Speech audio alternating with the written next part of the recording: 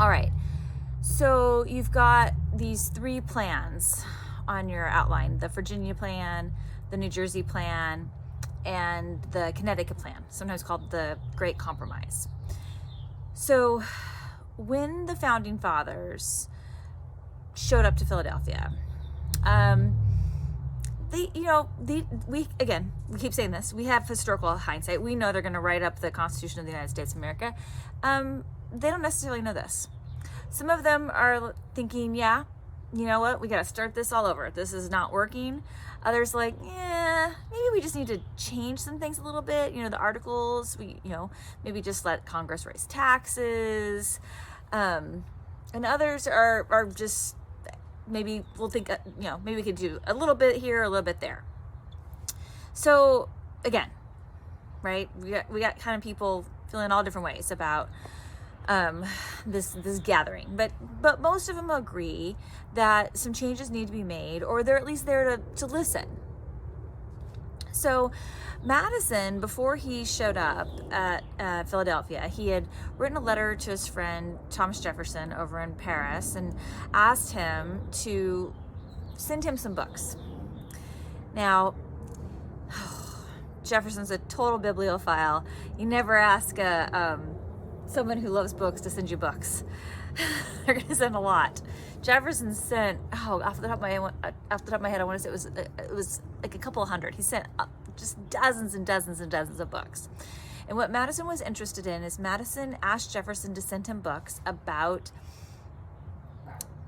civilizations in the world. And basically what he wanted to do was kind of make a list. Like, this is what worked, this is what didn't work.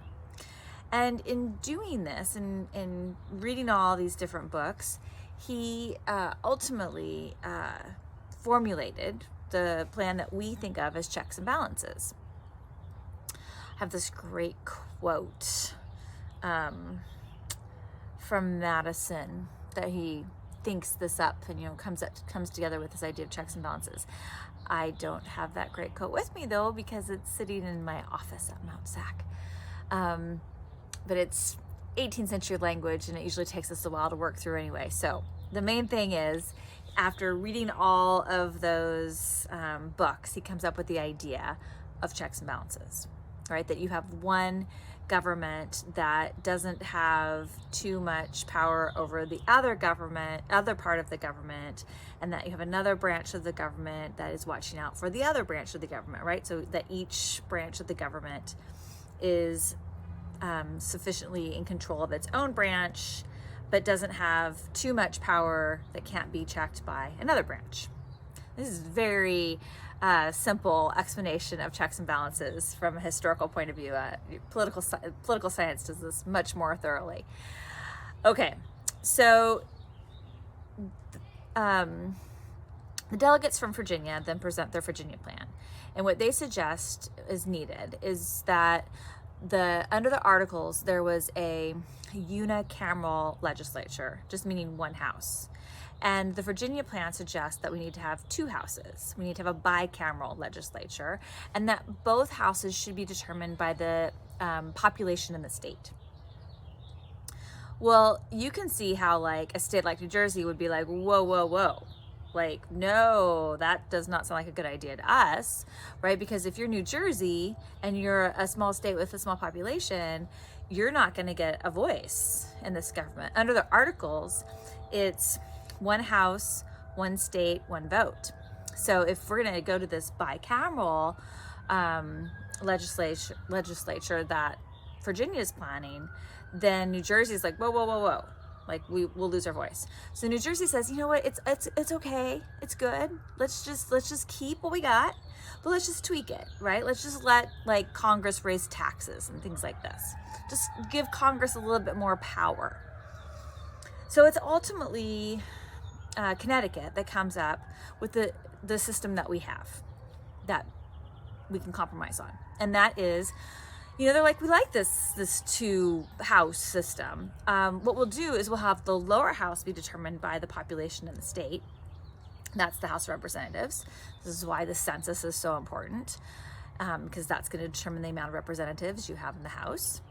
And then the upper house will have equal representation. So if you are New Jersey and you have a small population, you have 2 senators in the upper house and the Senate. And if you're New York and you have a large population, you also have 2 senators in the House. So while New York might get a larger voice in the House, New Jersey can rest assured that in order for legislation to be passed, it has to go through both the House and the Senate.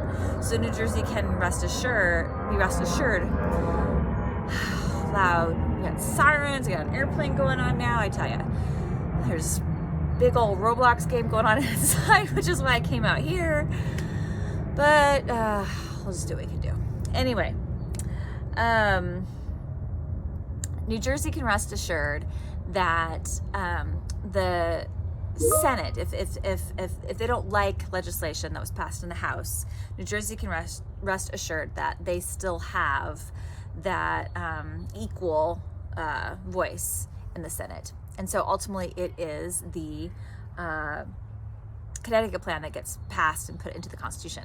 But there's still a catch, right? If you are, say, Massachusetts, Delaware, Rhode Island, and, to some extent, Philadelphia or Pennsylvania, you still don't like how representation is being determined by the size of your state, because Georgia, South Carolina, they're going to be able to have a larger population from which to base their numbers on, because they will count their enslaved population. And so that's where we get to this next conversation that's in the lecture, and that's where slavery is going to enter this conversation. We're going to start to have compromises about slavery. So that's the next section. All right, take care.